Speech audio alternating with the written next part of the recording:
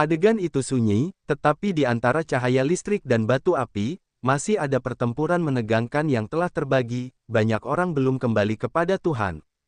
Ye Chen memiliki luka pedang yang mengejutkan di tubuhnya. Dengan pertahanannya yang kuat, dia tidak dapat menahan yang baru saja dimiliki Gongsun Mingu. Kita dapat membayangkan bahwa yang satu itu kuat. Namun, Gongsun Mingu sepenuhnya dikalahkan oleh Ye Chen. Pedang Tianque itu bengkok, dan tubuhnya penuh dengan darah. Pertempuran itu datang begitu cepat sehingga orang-orang yang menunggu klan iblis, hantu, protos, dan iblis tidak bereaksi untuk sementara waktu. Namun, ini juga merupakan hal yang instan, mereka segera kembali kepada Tuhan, bermaksud untuk membunuh Ye Chen dengan cara guntur. Tepat ketika mereka hendak bergerak, sesosok tiba-tiba muncul di langit. Seorang pria tua dengan rambut putih muncul di langit, dan seluruh tubuhnya memancarkan momentum, yang mengejutkan semua orang di kota. Dan kemudian, seorang pria parubaya muncul di langit di atas Xiancheng, dan seluruh tubuhnya juga memancarkan rasa teror. Meskipun dia tidak sehebat lelaki tua berambut putih itu, dia jelas berada di atas kondisi kebugaran. Para pria sombong dari beberapa ras besar yang bersiap untuk menyerang tiba-tiba bersembunyi dan mengepalkan tangan mereka erat-erat. Di depan lelaki tua berambut putih dan lelaki parubaya itu, mereka merasakan bahaya besar. Ayah tertinggi, orang-orang di tanah suci Sanxing terkejut melihat lelaki tua berambut putih itu. Lelaki tua berambut putih itu berdiri dengan tangan di punggungnya. Tubuhnya tampak membungkuk tertiup angin. Pakaian dan jubahnya berkibar kencang. Dia tampak lemah, tetapi dia tidak berani menatapnya langsung. Pandangan lelaki parubaya itu tertuju pada Gongsun Mingu, yang seluruh tubuhnya berlumuran darah, dan mendesah pelan. Ekspresinya agak rumit. Tuan, Ye Chen melihat Kaisar dan segera memberi hormat. Kaisar mengangguk sedikit, tetapi dia tidak mengatakan sepatah kata pun, dan ekspresinya tidak berfluktuasi. Bagaimana leluhur tertinggi muncul, kata Yun Fan dengan beberapa keraguan. Fei Tian Tiger berkata, kemunculan Kaisar saat ini pasti untuk melindungi Ye Chen. Sekarang ada banyak alien yang mengintai di wilayah selatan. Meskipun Ye Chen memenangkan pertempuran, banyak orang yang menatapnya. Mungkin jika Kaisar tertinggi tidak muncul, para bajingan yang bersembunyi di kegelapan itu sudah mengambil tindakan. Mendengar kata-kata Flying Tiger, Yun Fan dan yang lainnya sudah. Mereka tidak memikirkan ini sekarang, jadi mereka tidak bisa menahan rasa takut. Ye Chen menang. Apa maksud serangan itu? Itu mengerikan. Ye Chen tidak terkalahkan. Aku belum pernah mendengar kekalahan Ye Chen. Bahkan di hadapan putra dewa yang sangat kuat dan legendaris, Ye Chen dapat mundur dari seluruh tubuhnya. Biksu muda yang memuja Ye Chen berkata dengan penuh kemenangan bahwa Ye Chen telah menang seolah-olah mereka lebih bahagia daripada Ye Chen. Mereka yang bias terhadap Ye Chen juga terpesona oleh kekuatan Ye Chen yang dahsyat dan tidak dapat berkata apa-apa. Yin Qingyang dapat dengan jelas melihat serangan Ye Chengang, yaitu, metode dalam Kitab Suci Tao. Ye Chen dapat menerapkan Dao Jing ke tingkat yang begitu sempurna, yang membuatnya, putra suci dari tanah suci Sanxing, merasa sangat malu. Sepertinya sudah waktunya bagiku untuk mempelajari Kitab Suci Tao secara pribadi. Yin Qingyang mendesah dalam hatinya. Gongsun Mingu, yang setengah diam, mengeluarkan dengungan tumpul dan seteguk darah menyembur keluar. Dia membuka matanya, pandangannya kabur, dan sulit baginya untuk meningkatkan kekuatannya. Dia berjuang untuk bangkit, dan melihat bahwa pedang Tianque di tangannya telah terpelintir, yang sama sekali tidak seperti pedang. Matanya menunjukkan ekspresi kesepian. Dia menatap Ye Chen. Meskipun tubuh Ye Chen mengalir dengan darah, itu sama sekali bukan hambatan besar. Mengapa kamu tidak membunuhku? Kata-kata pertama Gongsun Mingu membuat banyak orang merasa bingung. Ye Chen berkata dengan tenang, karena kamu adalah ras manusia. Sesederhana itu saja. Gongsun Mingu terdiam. Banyak orang yang dibutakan oleh cahaya keemasan tadi. Tetapi dia dapat melihat dengan jelas bahwa Ye Chen dapat membunuhnya saat itu, tetapi dia tidak melakukannya. Dia lebih suka membawa pedangnya. Begitu, setelah lama terdiam, Gongsun Mingu mengangkat matanya dan menatap Ye Chen. Ekspresi kehilangan di matanya menghilang. Dia mendapatkan kembali kepercayaan dirinya dan berkata, aku pasti akan mengalahkanmu. Aku akan menunggu, kata Ye Chen pelan. Ketika pria parubaya itu melihat bahwa Gongsun Mingu tidak merasa kesepian di matanya, dia menjadi bersemangat. Dia mengeluarkan cahaya yang kuat. Dia tidak bisa menahan napas panjang dan batu di hatinya jatuh. Setelah melihat Ye Chen dalam-dalam, Gongsun Mingu menyeret tubuhnya yang lelah keluar dari lubang. Pria parubaya itu datang kepadanya. Sebelum menunggu pria parubaya itu berbicara, Gongsun Mingu berkata, "Saya ingin kembali sendiri." Pria parubaya itu tertegun sejenak, lalu dia terdiam dan melihat Gongsun Mingu pergi sendiri. Kemudian pria parubaya itu menatap Ye Chen, melemparkan pandangan terima kasih kepada Ye Chen, dan kemudian menghilang. "Kamu bisa kembali ke tanah suci Sanxing untuk memulihkan diri," Kaisar berkata dengan lemah. Ye Chen mengangguk, lalu menjelaskan beberapa patah kata kepada Harimau Fei Tian dan yang lainnya, mengikuti Kaisar untuk meninggalkan Xiancheng. Pertarungan antara Ye Chen dan Gongsun Mingu menggemparkan seluruh wilayah selatan. Meskipun banyak orang menyaksikannya, mereka tetap membicarakan keseluruhan pertarungan tersebut. "Benarkah kau bisa melihat mereka melakukannya?" Beberapa orang mempertanyakan apakah yang dikatakan para biksu itu benar atau tidak, meskipun kekuatan mereka tidak kuat. Obat penambah otak. Itulah jawaban dari hampir semua biksu. Petik 2. Singkatnya, pertempuran Ye Chen benar-benar mengejutkan banyak orang. Di halaman orang bijak tertinggi, Ye Chen dan ayahnya duduk berhadapan di lutut masing-masing. Jejak kepuasan muncul di wajah tuanya. Dia membuka mulutnya dan berkata, "Aku telah melihat pertempuran antara kamu dan Gongsun Mingu. Dalam pukulan terakhir, kamu benar-benar memiliki pemahaman yang mendalam tentang Tao Jing. Bahkan jika kamu telah berlatih selama ratusan tahun, kamu mungkin tidak dapat mencapainya. Aku senang menjadi guru di tingkat yang begitu tinggi." Ye Chen tertegun sejenak. Dia tidak menyangka bahwa Kaisar akan memujinya seperti ini. Kemudian dia memikirkan sesuatu dan bertanya, "Bagaimana dengan putranya?" Kaisar tertinggi berkata, "Pemahaman putraku tentang Tao Jing lebih tinggi darimu, tetapi dia kurang memiliki pemikiran inovatif, jadi dia tidak sempurna. Namun, dia tampaknya dilahirkan untuk Tao. Cepat atau lambat, hanya masalah waktu sebelum dia dapat memahami Tao Jing secara menyeluruh." Setelah mendengar ini, Ye Chen mengangguk sedikit. Kaisar tertinggi berkata, "Kamu dapat membiarkan Gongsun Mingu tetap hidup. Kamu memiliki pikiran yang baik. Bagaimanapun, mereka semua adalah manusia. Sekarang mereka menghadapi persaingan ketat dari bangsa lain. Jika tidak ada orang yang luar biasa di klan, Teran juga akan menghadapi bahaya besar di masa depan. Gongsun Mingu bukanlah orang jahat. Dia hanya terobsesi dengan pertempuran. Dia adalah maniak pertempuran total, jadi aku tidak perlu membunuhnya. Dan sangat berharga bahwa dia dapat memahami apa yang aku maksud, dan itu tidak terpengaruh oleh Tao Xin." Ye Chen berkata sambil tersenyum. Kaisar tertinggi menganggukkan kepalanya dan berkata, "Tidak banyak klan kuno yang diwariskan dari generasi ke generasi, tetapi akan ada orang-orang berbakat yang luar biasa di masing-masing klan. Orang-orang berbakat ini pastilah pilar dunia masa depan. Tuan, apakah Anda menyadari sesuatu? Jadi Anda datang untuk menghalangi Anda begitu pertempuran berakhir?" Ye Chen bertanya. Kaisar tertinggi berkata, "Orang asing sedang mengincar, dan situasi Anda sangat istimewa. Jika saya tidak muncul, saya khawatir orang-orang itu sudah menembak. Tuan, mengapa Anda tidak melakukannya?" Ye Chen ragu-ragu. "Kami sudah tua, sangat tidak sopan menyerang generasi yang lebih muda.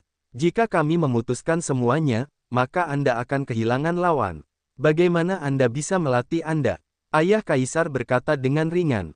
"Bahkan jika generasi muda mampu menangani urusan generasi muda, mereka tidak akan mampu menangani urusan generasi muda. Kalau ketemu orang generasi tua, Kaisar tidak akan tinggal diam.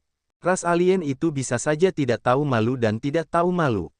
Yang kuat dari Teran kita harus memiliki sikap tertentu, sehingga kita bisa berbeda dari mereka." Maha Guru membelai janggut putihnya dan berkata sambil tersenyum. Ye Chen berkata sambil tersenyum, "Ya, Guru, orang yang kuat seperti itu, tentu saja tidak perlu berdebat dengan generasi muda, orang-orang itu serahkan pada murid untuk membantu Anda membereskannya. Meskipun Anda mengatakan bahwa kekuatannya meningkat pesat, jangan ceroboh. Bagaimanapun, pihak lain berada dalam kegelapan, dan kita berada dalam cahaya. Kita harus lebih berhati-hati." Kaisar memerintahkan. Ya, Ye Chen mengangguk. Setelah meninggalkan ruangan kaisar tertinggi, Ye Chen kembali ke gubuk di gunung belakang sendirian. Saat ini, Yin Qing yang sedang duduk di bangku batu di samping gubuk kecil, bermain catur sendirian. Apakah saudara Yin begitu tertarik? Ye Chen berjalan melewatinya dan duduk di seberang Yin Qing yang, sambil tersenyum. Bagaimana kalau bermain catur? Yin Qing yang berkata sambil tersenyum. Mendengar ini, Ye Chen tahu bahwa permainan catur ini jelas bukan catur biasa, tetapi sebuah senyuman yang penuh arti, bagaimana saudara Yin akan bermain.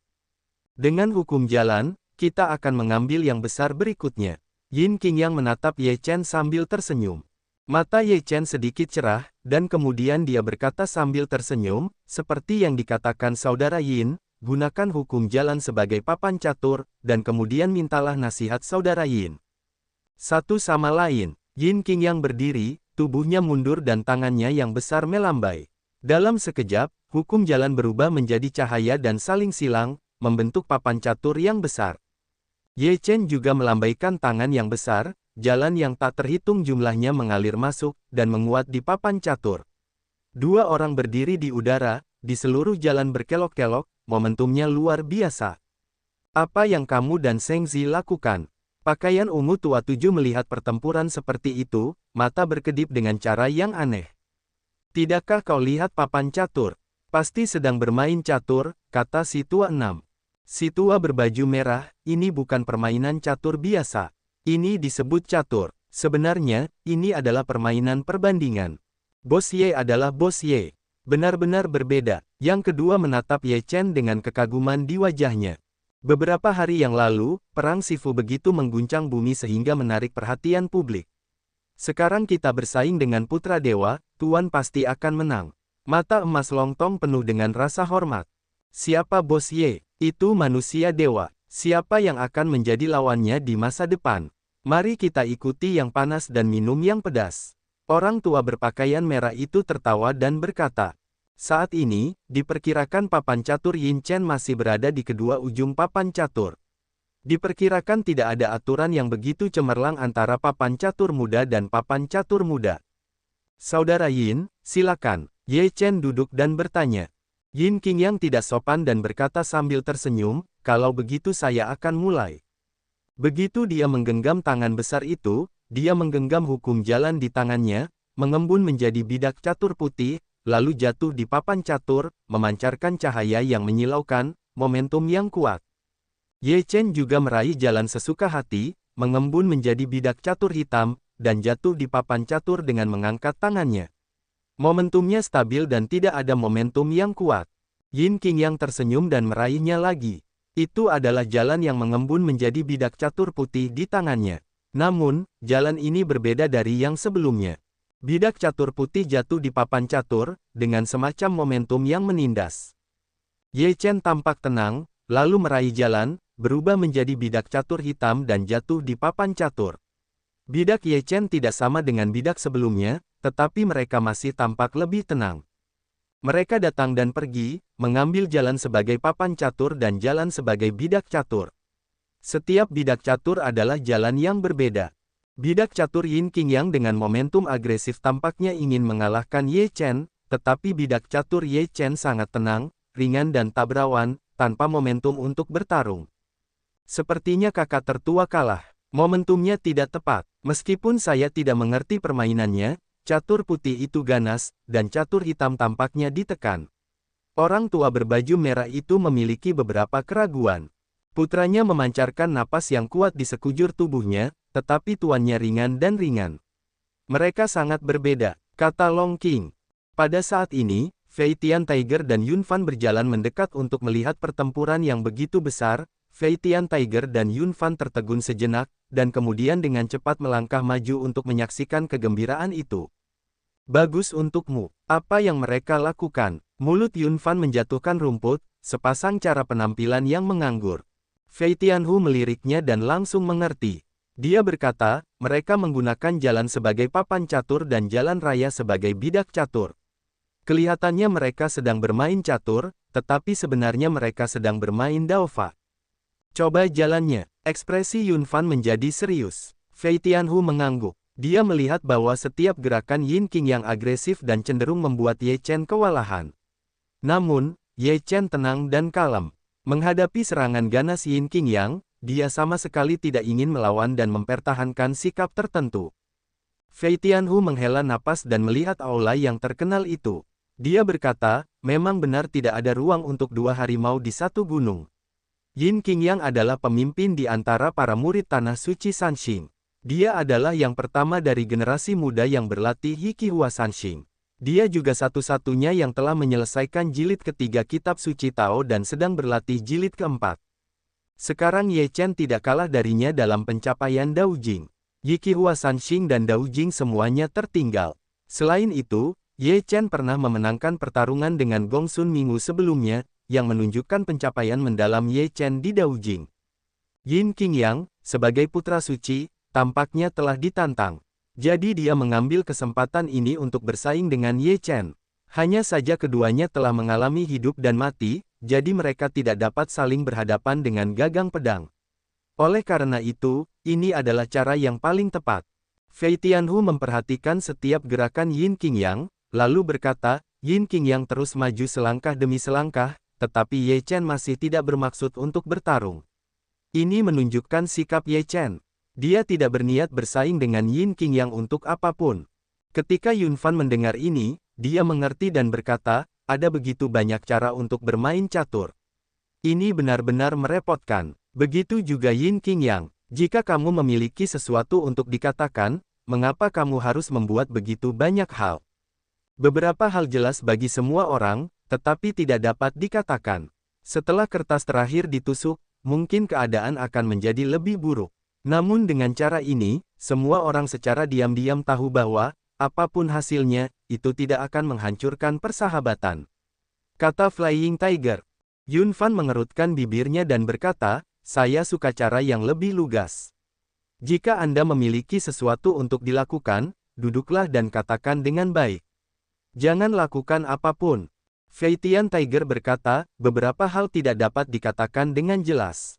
Setiap orang adalah orang yang berstatus. Begitu Anda mengatakannya, Anda akan kehilangan identitas Anda. Cloud Fan menggelengkan kepalanya, masih mengatakan bahwa dia tidak menyukai cara ini. Fei Tian Tiger tidak banyak bicara, telah mengamati perubahan dalam permainan catur. Mereka berdua memainkan 30 gerakan catur, total 60 buah catur, yang masing-masing mewakili jalan yang berbeda. Momentum formasi Yin Qing yang sangat kuat dan penuh agresi, sedangkan formasi Ye Chen selalu bertahan dan melakukan tugasnya sendiri. Kedua formasi ini mencerminkan sikap kedua orang itu sekarang. Keduanya terus melebarkan posisi mereka. Momentum Yin Qing yang tetap tidak berubah, dan momentum Ye Chen tetap sama. Sampai mereka berdua memainkan 49 gerakan, momentum Yin Qing yang tiba-tiba menghilang. Mata Ye Chen sedikit terangkat, seolah-olah dia sedikit terkejut, tetapi dia diam-diam terus bergerak pada langkah berikutnya, kekuatan Yin Qing yang telah menghilang, jenis permainan catur ofensif menghilang, tampaknya lebih tenang. Melihat situasi seperti itu, Fei Tian Tiger sedikit mengangkat mulutnya dan berkata, sepertinya pikiran Yin Qing yang jauh lebih luas dari yang kita bayangkan. Semua momentumnya tadi hanyalah semacam uji coba, bukan upaya nyata untuk memaksa Ye Chen menjadi jedi. Meskipun Yun Fan tidak mengerti cara bermain catur, melihat aura mengancam Yin Qing yang menghilang, dia juga mengerti kata-kata Fei Tianhu dan berkata sambil tersenyum, kakak senior telah menyelamatkan hidupnya, dia tidak bisa melakukan hal yang tidak biasa. Fei Tianhu berkata sambil tersenyum, Yin Qing yang bukanlah orang biasa. Di antara 5 tempat suci, Yao Qi Shengzi, Yao Qi Shengfei, dan Yin Qing yang adalah yang paling berbakat dan misterius. Yin Qing yang lahir untuk jalan. Sulit untuk mengatakan apakah orang suci Yao Qi adalah musuh atau teman. Itu adalah misteri yang tidak dapat Anda lihat. Bajingan itu yang mengguncang putra dewa, kita tidak punya bukti. Jika kita menemukan buktinya, kita harus mengulitinya. Yun Fan sangat marah ketika dia berbicara tentang mengguncang putra suci, dan dia tidak marah. Flying Tiger bersenandung, jangan khawatir, jika musuh, cepat atau lambat, suatu hari akan menunjukkan ekor rubah, ketika saatnya tiba, belum terlambat untuk menjemputnya. Pada saat ini, papan catur, kedua pasukan saling berhadapan, tetapi itu adalah kedamaian, siapa yang bisa melakukan apapun terhadap yang lain. Mari kita anggap ini seri. Yin Qingyang membuka mulutnya dengan senyum tipis.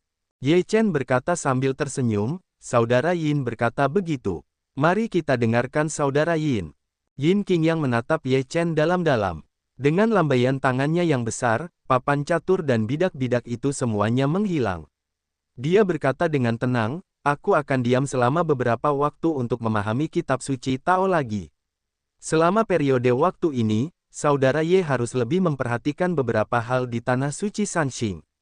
Ye Chen berkata sambil tersenyum, Saudara Yin, sebagai anggota tanah suci Sanxing, secara alami terikat tugas. Yin Qingyang tertawa dan berkata, ketika aku keluar dari gerbang, aku akan bermain catur dengan Saudara Ye. Kapan saja? Ye Chen tersenyum. Yin Qingyang berbalik dan pergi. Tak lama kemudian dia meninggalkan gunung dan menghilang. Ye Chen melihat Yin Qingyang menghilang dan tersenyum getir.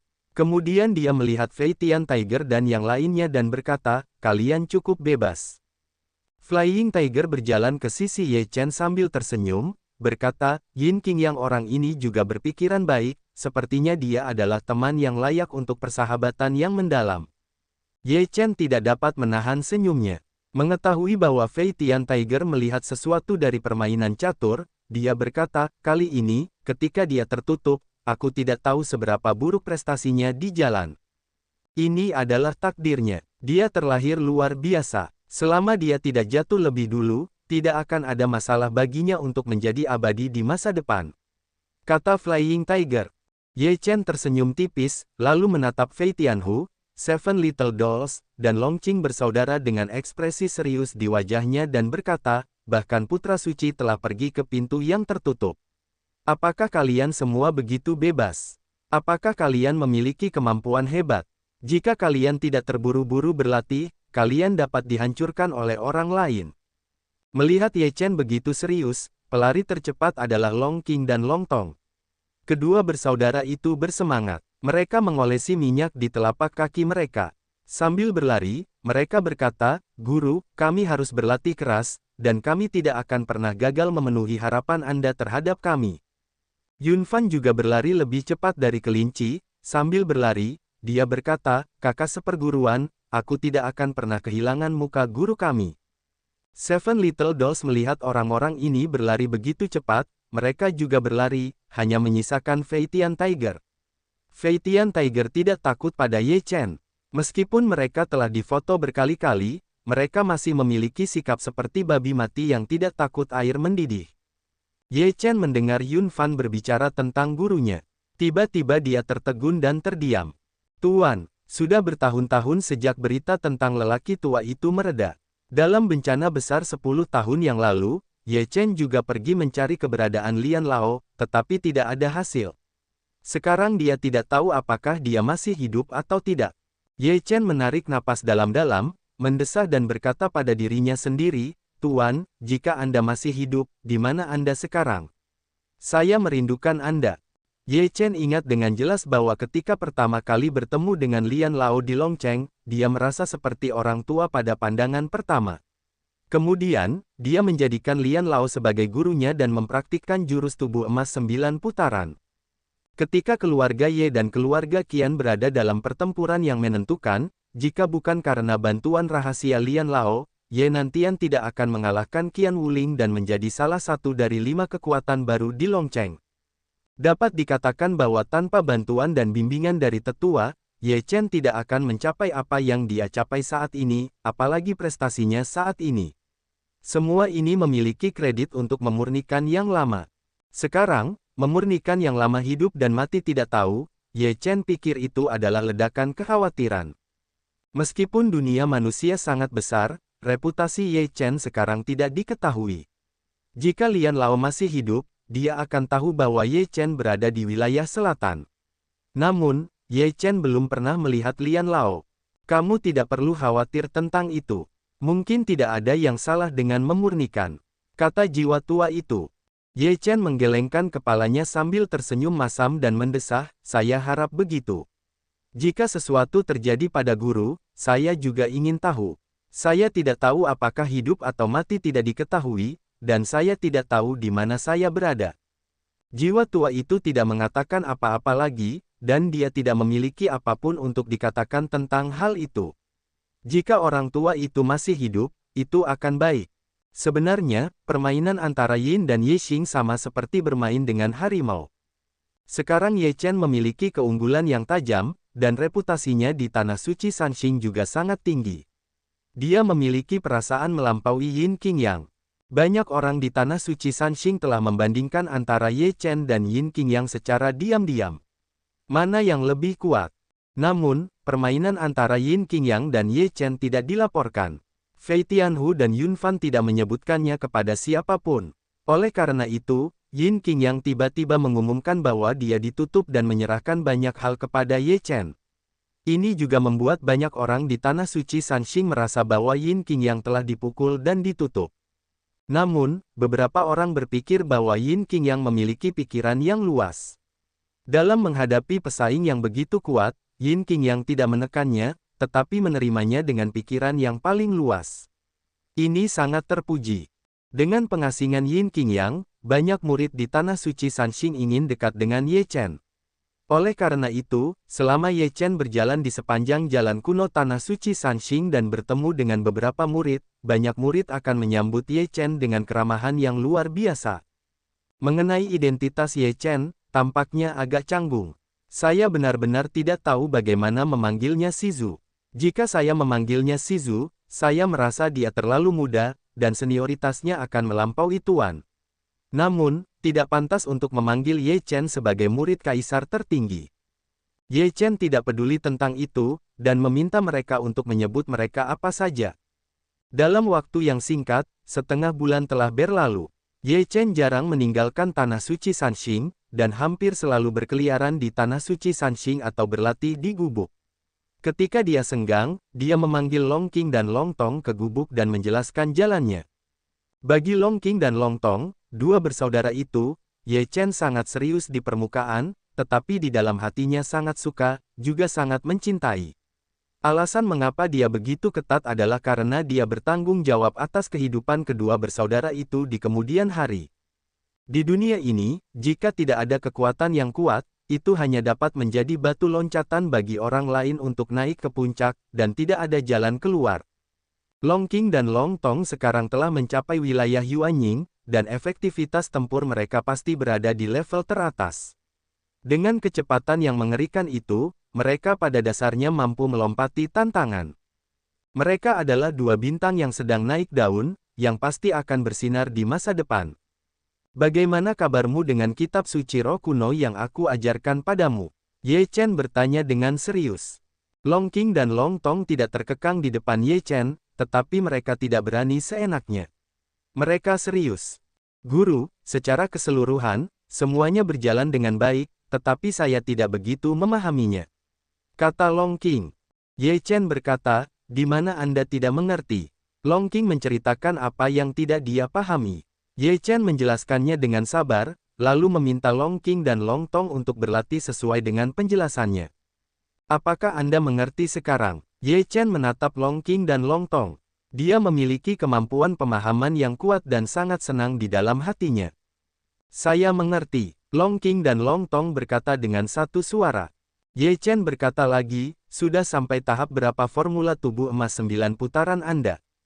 Long Qing dan Long Tong saling memandang dan menggaruk-garuk kepala. Beberapa dari mereka tidak percaya diri untuk mengatakan, kultivasi telah beralih ke putaran kedua, dan sekarang kami mencoba untuk mengejar kemajuan. Ye Chen mengangguk sedikit, secara mengejutkan, dia tidak menyalahkannya. Long Qing dan Long Tong agak terkejut. Ketika mereka bertanya tentang formula tubuh emas 9 putaran, Ye Chen selalu membenci kesalahan bahwa besi tidak dapat dibuat menjadi baja setiap saat, tetapi tidak ada hal seperti itu hari ini.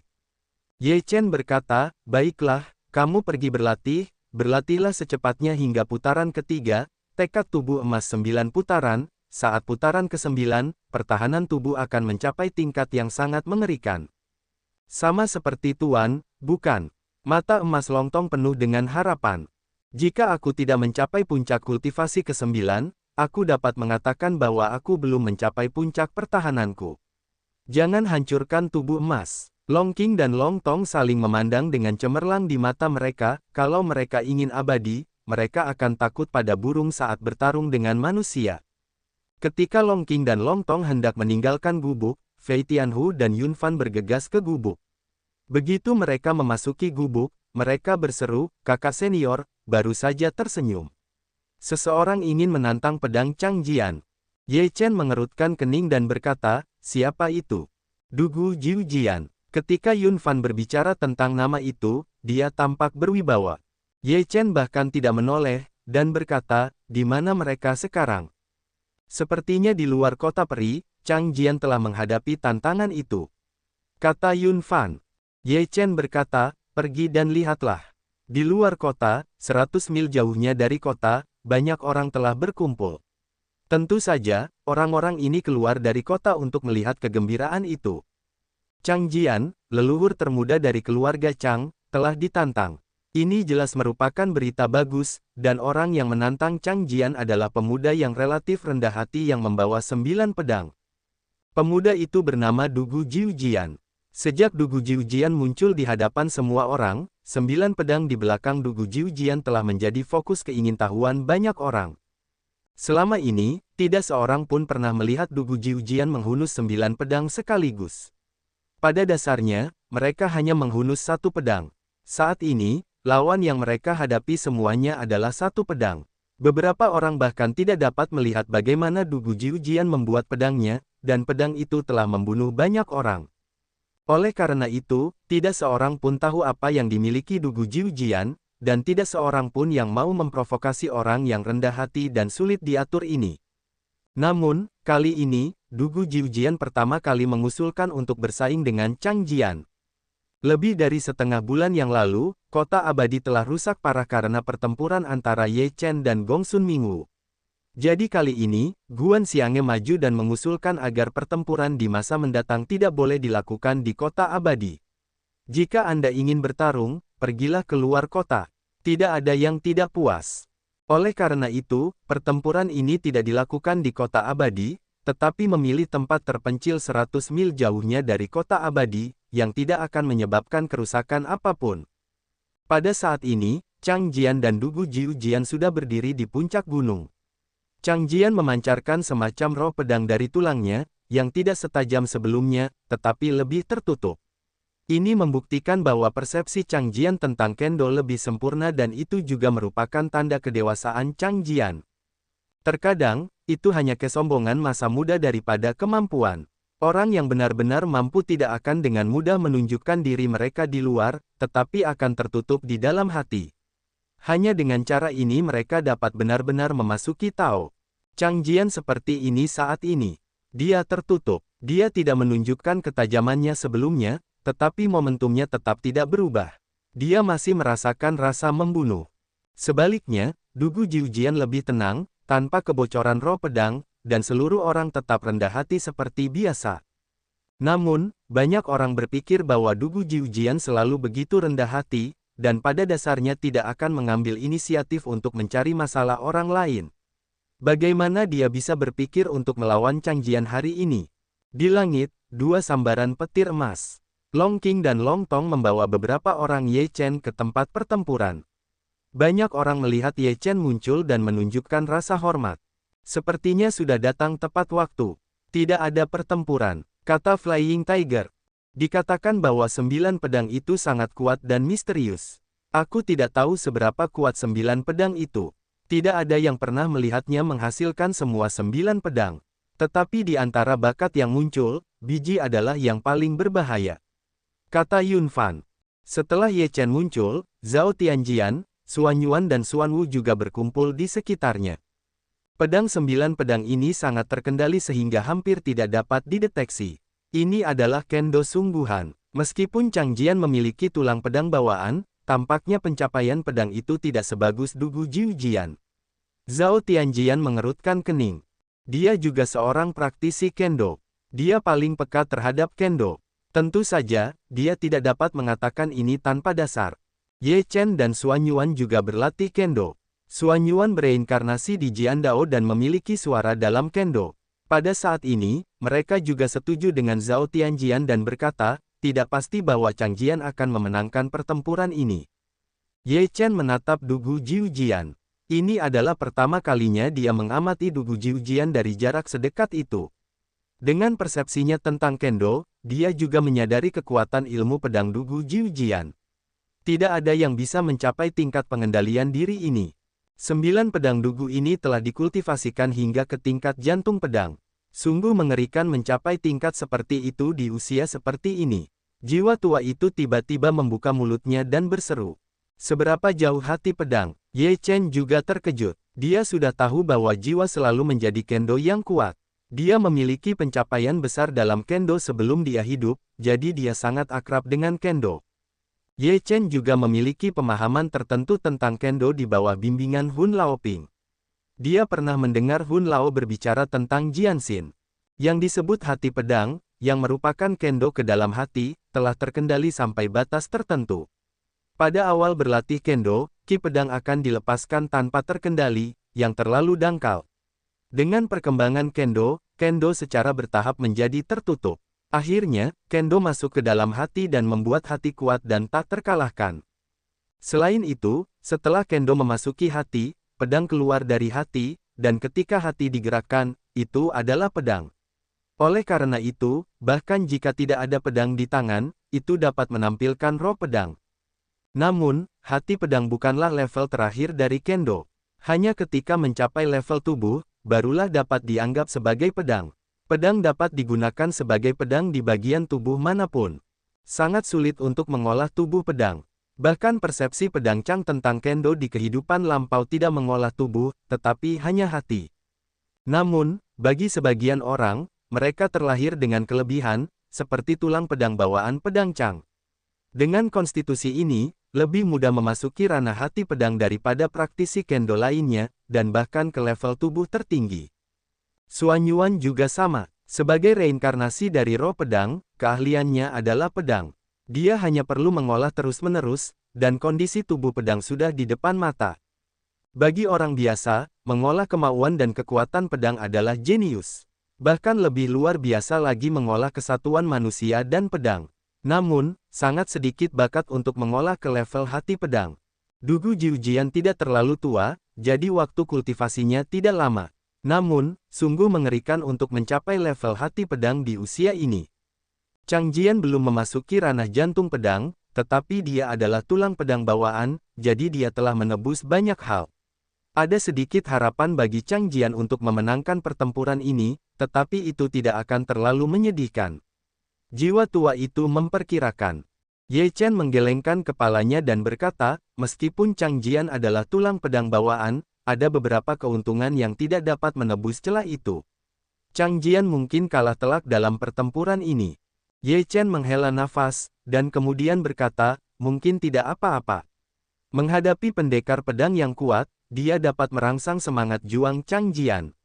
Bahkan jika dia kalah, dia dapat membuat Chang Jian mengenal dirinya sendiri dengan lebih jelas sampai batas tertentu. Jiwa tua mengangguk tanda setuju.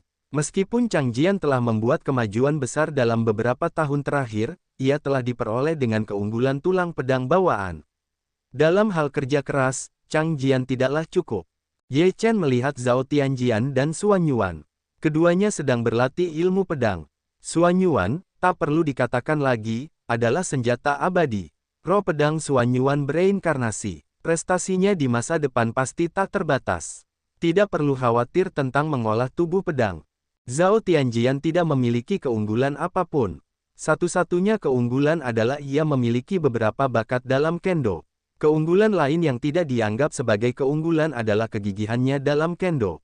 Karena dua hal inilah Zhao Tianjian telah melakukan upaya yang tak terbayangkan untuk mencapai prestasi besar dalam kendo tanpa keunggulan khusus. Ye Chen dapat melihat bahwa Zhao Tianjian telah mencapai ranah integrasi manusia dan pedang, dan sekarang sedang bergerak menuju ranah hati pedang. Masa depannya tidak terbatas. 3 pedang di belakangnya yang tidak pernah bersarung sepanjang waktu juga menutupi kekuatan Zhao Tianjian. Dugu Jiujian dan Chang Jian saling berhadapan. Semua orang yang datang untuk menonton pertarungan membicarakannya. Chang Jian adalah masalah tulang pedang bawaan, yang bukan rahasia. Mereka semua tahu bahwa Chang Jian kuat dalam kendo, tetapi pemahaman banyak orang tentang kendo dangkal. Lihatlah, roh pedang Chang Jian penuh dengan roh pembunuh. Aku pernah melihat Chang Jian menggunakannya.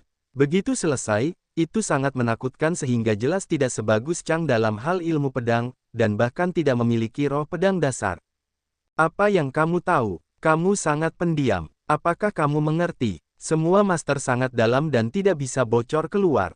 Ki pedang Chang terekspos, yang disebabkan oleh tulang pedang bawaan. Kalau tidak, itu akan benar-benar terkendali. Jangan sentuh aku. Ketika aku berlatih pedang, kalian anak-anak tidak tahu di mana harus bermain dengan lumpur. Petik 2, petik 2. Menghadapi tantangan Dugu Jiujian, Chang Jian langsung setuju. Akan tetapi, menghadapi lawan sekuat itu, Chang Jian tidak bersikap ceroboh, karena ia merasakan tekanan dari Dugu Jiujian. Dugu Jiujian menatap Chang Jian dengan tenang sepanjang waktu, lalu ia berkata perlahan, hari ini, kita hanya berbicara tentang kendo. Kau adalah tulang pedang bawaan, dan aku akan membahas Tao denganmu. Meskipun Dugu Jiujian rendah hati, bukan berarti ia tidak sombong. Dari sini kita dapat melihat bahwa implikasinya adalah bahwa kebanyakan orang tidak meremehkannya untuk menantang. Dugu Jiujian boleh saja bersikap sombong, dan tidak seorang pun akan menganggapnya tidak pantas. Lagi pula, jika seorang jenius seperti itu tidak memiliki sisi yang mendominasi, ia bukanlah seorang jenius sampai batas tertentu. Aku selalu mendengar bahwa Lonely Nine Swords dengan 9 pedang sangat kuat. Hanya satu pedang yang dapat membunuh orang. Saat ini, tidak ada yang dapat membuatmu menggunakan pedang kedua. Hari ini, aku akan memecahkan rekormu. Meskipun Chang Jian berada di bawah tekanan besar, ia tidak dapat kehilangan momentum. Dugu Jiujian berkata sambil tersenyum, jika kamu dapat memaksaku untuk menggunakan pedang kedua hari ini, kamu akan menang. Menghadapi kata-kata Dugu Jiujian yang tampaknya merajalela, Chang Jian berkata sambil tersenyum, kalau begitu kamu akan kalah hari ini. Dugu Jiujian benar-benar sombong. Dia berani mengatakan hal seperti itu. Paman Chang Jian pasti akan menang. Sulit untuk menggunakan pedang kedua. Long Qing berkata dengan tidak setuju. Apa yang diketahui anak-anak? Kalau saja semudah itu. Flying Tiger melotot dan berkata. Banyak orang merasa sombong ketika mereka mendengar kata-kata Dugu Jiujian. Bagaimanapun, Chang Jian adalah tulang pedang bawaan, yang tidak dapat dibandingkan dengan yang dibunuh oleh Dugu Jiujian. Agak menyanjung untuk ingin mengalahkan Chang Jian dengan satu pedang. Namun, semua orang menduga bahwa pedang Chang dapat memaksa Dugu Jiujian untuk menggunakan pedang kedua. Lebih baik menggunakan ke-9 pedang itu. Mari kita lihat apa yang tersembunyi di dalam ke-9 pedang itu dan seberapa kuatnya. Dugu Jiujian masih tersenyum acuh tak acuh, berkata, kalau begitu, cobalah. Chang Jian tidak banyak bicara. Ketika tubuhnya bergetar, ki pedang yang kuat meraung dan meledak sepenuhnya. Suara pedang itu berdenting dan momentumnya seperti pelangi. Ki pedang yang tak terhitung jumlahnya membentuk badai di udara, yang membunuh Dugu Jiujian. Ki pedang ini adalah cara yang kuat yang dikombinasikan dengan keterampilan membunuh dengan angin milik Ye Chen. Dalam menghadapi serangan kuat Chang Jian di awal, Dugu Jiujian bersikap acuh tak acuh dan tidak memiliki fluktuasi apapun. Pada saat badai, suara "kiang" Dugu Jiujian terdengar di belakangnya, dan sebuah pedang keluar dari 9 pedang di belakangnya. Pedang ini sederhana dan tidak berhias, tetapi sangat kuat. Pedang itu mengeluarkan cahaya yang menyala-nyala dan berubah menjadi kilatan petir. Tepat pada saat pedang itu bertabrakan dengan pedang Qi yang tak terhitung jumlahnya, pedang itu mengeluarkan ribuan pedang, yang menahan badai. Ledakan, udara meledak seperti pedang. Pedang Dugu Jiujian menebas Chang Jian dengan ketajamannya yang tak tertandingi. Alis Chang Jian turun, tampaknya tak tertandingi, tetapi terasa seperti gunung. Ketika latihan kendo mencapai tingkat tertentu, gerakan pedang sudah dianggap sebagai hal tingkat rendah. Hanya dengan kembali ke dasar dan kembali ke kebenaran, kita dapat menunjukkan bagaimana kultivasi seseorang. Hun Lao berkomentar, Dugu Jiujian adalah pedang yang kembali ke alam. Tidak ada gerakan pedang atau imajinasi, tetapi kekuatannya seperti Meng Hu, yang tidak dapat dihentikan. Serangan kembali ke alam, hati Ye Chen bergerak sedikit, seolah ingin berasosiasi dengan sesuatu. Pada saat ini, pedang Dugu Jiujian menghantam langit, dan pedang Chang berubah menjadi pedang. Namun, itu bukan tubuh pedang, tetapi keuntungan alami pedang Chang, yang lebih dari kombinasi manusia dan pedang. Pedang Chang.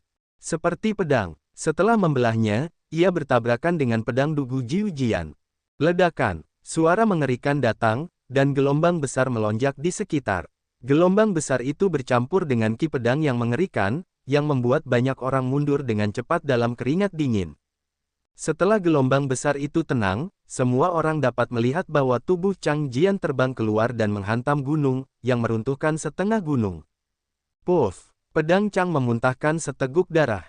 Ada noda darah di tengah alis, dan setetes darah mengalir ke bawah. Chang Jian kalah begitu cepat.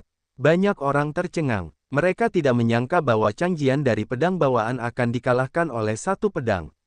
Seberapa hebat ilmu pedang dalam kesendirian saat kau dikalahkan? Aku tidak bisa merasakan pedangnya. Semua orang yang hadir tercengang dengan hasil seperti itu. Awalnya, mereka mengira Chang Jian dapat memaksa Dugu Jiujian menggunakan pedang kedua, tetapi mereka tidak menyangka bahwa mereka tidak akan memiliki pedang kedua, tetapi mereka akan dikalahkan dengan satu pukulan. Ilmu-ilmu pedangmu terlalu lemah. Aku sangat kecewa. Dugu Jiujian memasukkan pedang ke dalam sarungnya, menatap pedang Chang dan berkata dengan ringan, lalu berbalik dan masuk ke dalam. Chang Jian menatap punggung Dugu Jiujian, dan matanya berbinar.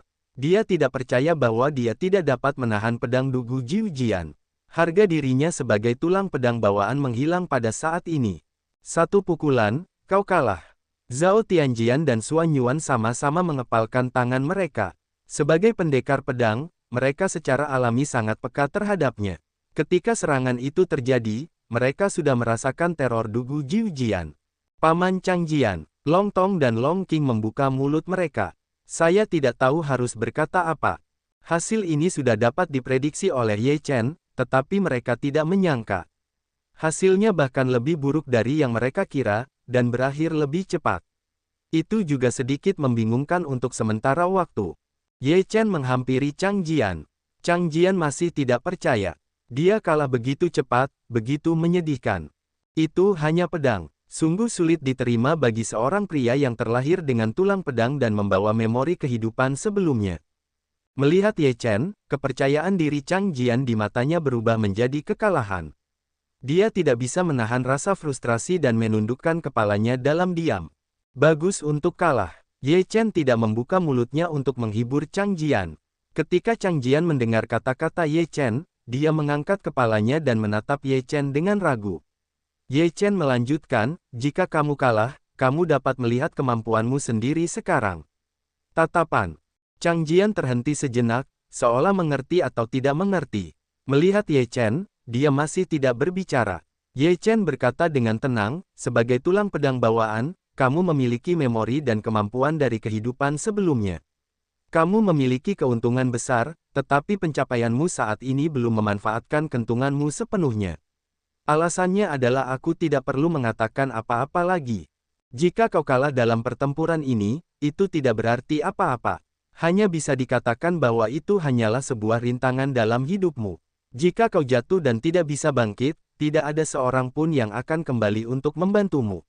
Ye Chen menatap Chang Jian dalam-dalam dan berkata, kau harus merenungkan dirimu sendiri. Ye Chen selesai berkata, juga tidak lagi memperhatikan Chang Jian, berbalik dan pergi.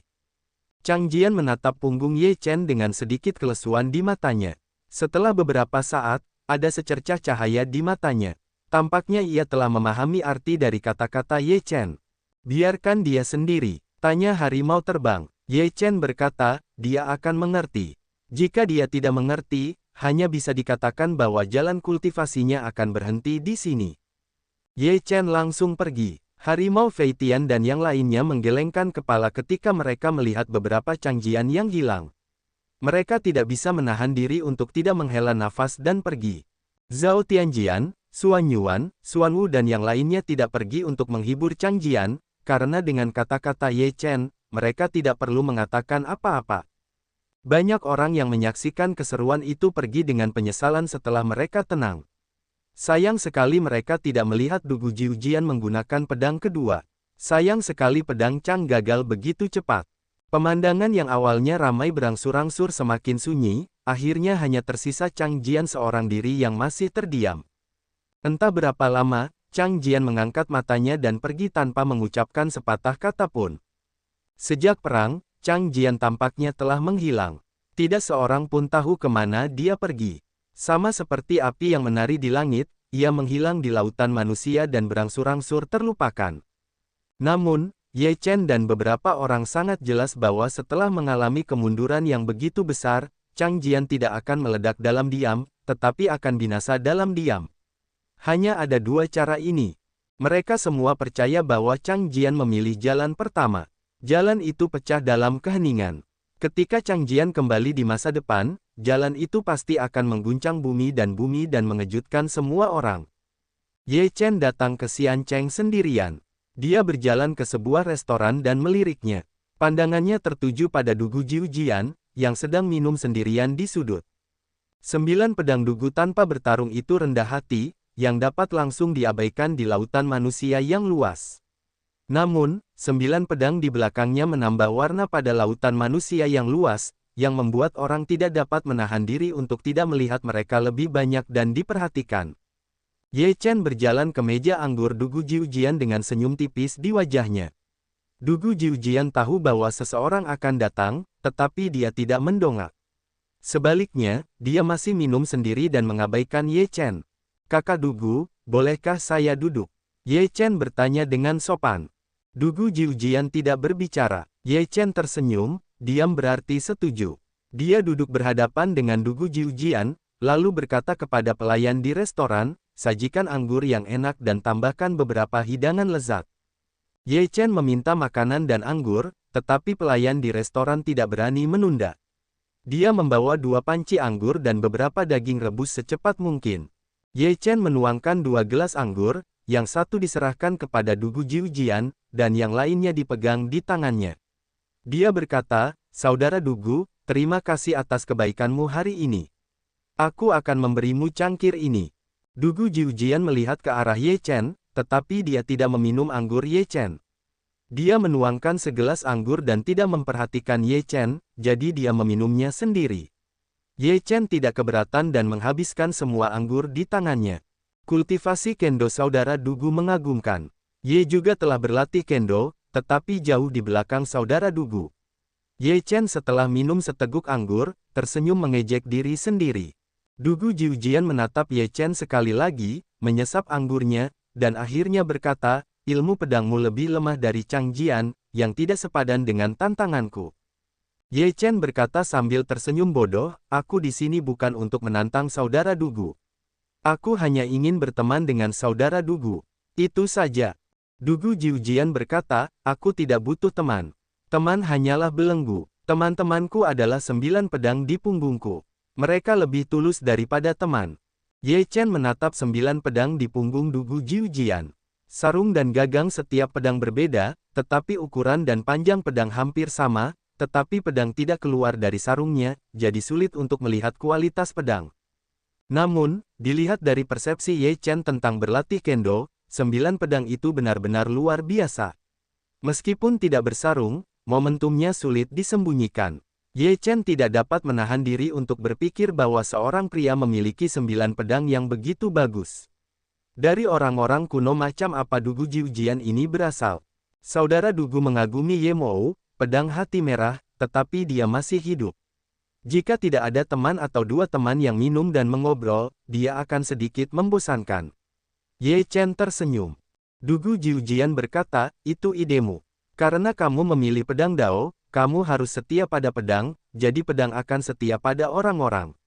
Jika terlalu banyak hubungan dengan debu merah, kesetiaan pada pedang akan berkurang, dan pengalaman tidak akan diberikan pada pedang, dan pedang tidak dapat dicapai." Meskipun argumen Dugu Jiu Jian sedikit ekstrim, itu juga ada alasannya. Memang benar bahwa kultivasi pedang Dao harus diintegrasikan dengan pedang. Jika kamu memiliki aku memilikimu dan memiliki hati yang sama, maka kita dapat lebih memahami pedang Dao. Namun, jika ingin mengembangkan ilmu pedang, Anda harus tidak memiliki teman, dan jika ingin menyendiri, Ye Chen tidak akan setuju dengan ini, tetapi tidak akan membantahnya. Setiap orang memiliki ide yang berbeda, dan bahkan bantahan pun tidak masuk akal. Meskipun Ye Mou tidak setuju dengannya, dia tetap mengaguminya. Kakak Dugu dapat berkultivasi hingga ke tingkat hati pedang di usia ini. Saat ini, hanya seorang jenius yang diharapkan untuk menyendiri. Ye Chen tertawa. Dugu Jiujian, yang terkejut, menatap Ye Chen dan berkata, bisakah Anda melihat kultivasi pedang saya? Ye Chen tertawa, pedang Chang telah mencapai keadaan penyatuan pedang manusia. Dengan tulang pedang bawaan, jika tidak dikultivasikan ke alam hati pedang, mustahil untuk mengalahkan pedang Chang sama sekali. Dugu Jiujian, mendengar ini, kehilangan keterkejutannya. Dia pikir Ye Chen tidak melihatnya, tetapi menyimpulkan dari kekuatan pedang Chang. Jika seorang pria yang tidak sehebat pedang dapat melihat melalui latihannya, itu akan benar-benar mengejutkannya. Dugu Jiujian berdiri dan berkata, mungkin kita akan berperang di masa depan. Tanpa menunggu Ye Chen berbicara, Dugu Jiujian pergi. Ye Chen memperhatikan Dugu Jiujian berjalan keluar dari restoran, dan tersenyum pahit di sudut mulutnya, dan berkata pada dirinya sendiri, orang ini benar-benar orang yang aneh. Tidak, dia bodoh dan tergila-gila pada pedang. Hanya kegilaan pedang yang dapat mengolah ilmu pedang ke tingkat ini, kata lelaki tua itu. Ye Chen setuju dengan anggukan, bakat saja tidak baik, tidak ada obsesi dan pengejaran pedang, tidak dapat memahami esensi pedang. Ye Chen setelah menghabiskan sebotol anggur, meninggalkan restoran, keluar dari jalan Xiancheng kembali ke tanah suci Sanxing. Setelah ratusan mil keluar dari kota, Ye Chen tiba-tiba mengerutkan kening, dan indera Tuhan yang kuat memperhatikan bahwa ada beberapa napas yang melonjak di dekatnya, dan ada rasa membunuh yang tersembunyi. Ye Chen berhenti, menyebarkan kekuatan jiwa, menyapu, dan kemudian napas tersembunyi tampaknya telah mendeteksi penyelidikan kekuatan jiwa Ye Chen, yang tidak tersembunyi, dan meledak secara langsung. Dalam sekejap, 4 sosok muncul, mengelilingi Ye Chen. Suasana keempat orang ini sangat kuat, terutama pria kulit putih yang cantik dan seorang pemuda berambut pirang dengan bulu emas sangat ngeri. Meskipun napas dua lainnya kuat, itu tidak menekan Ye Chen. Ye Chen menatap keempat orang muda di depannya. Dari pakaian dan penampilan keempatnya, Ye Chen memutuskan bahwa itu adalah orang-orang iblis. Dia berkata sambil mencibir, apakah kamu tahu apa yang harus dilakukan dengan intersepsi ini? Ye Chen, kamu memakan begitu banyak orang Jinpeng. Kamu harus fufa hari ini. Pemuda berambut emas dengan bulu emas berkata dengan dingin. Kalian adalah orang-orang Jinpeng, tidak menyangka bahwa selain Raja Peng, ada yang begitu bangga padamu. Ye Chen tersenyum, menatap pemuda berpakaian putih itu, dan berkata, kau ini ras apa? Rubah putih berekor 9. Ekspresi pemuda berkulit putih itu tenang. Semua mengatakan bahwa orang rubah putih berekor 9 memiliki 9, dan 9 nyawa. Namun sejauh yang kutahu, tidak semua orang berekor 9 dalam keluarga rubah putih berekor 9 adalah 9. Jika mereka dapat memiliki 8 ekor, mereka sangat merugikan. Bai Mei dan Ling Hu adalah 7. Kau ini siapa? Ye Chen berkata. Pemuda berkulit putih itu tidak menjawab, tetapi tiba-tiba di balik raksasa berbulu putih berekor 9 itu, Ye Chen melihat 9 ekor ini, wajahnya sedikit berubah, terkejut dalam hatinya, itu adalah 9 ekor. 9 ekor adalah eksistensi legendaris di antara rubah putih berekor 9. Pembuluh darah ini sangat langka, tetapi aku beruntung dan memiliki 9 ekor. Pemuda berkulit putih itu masih berkata dengan cara yang lugas. Meskipun kata-katanya lugas, namun kedengarannya bangga dan bangga.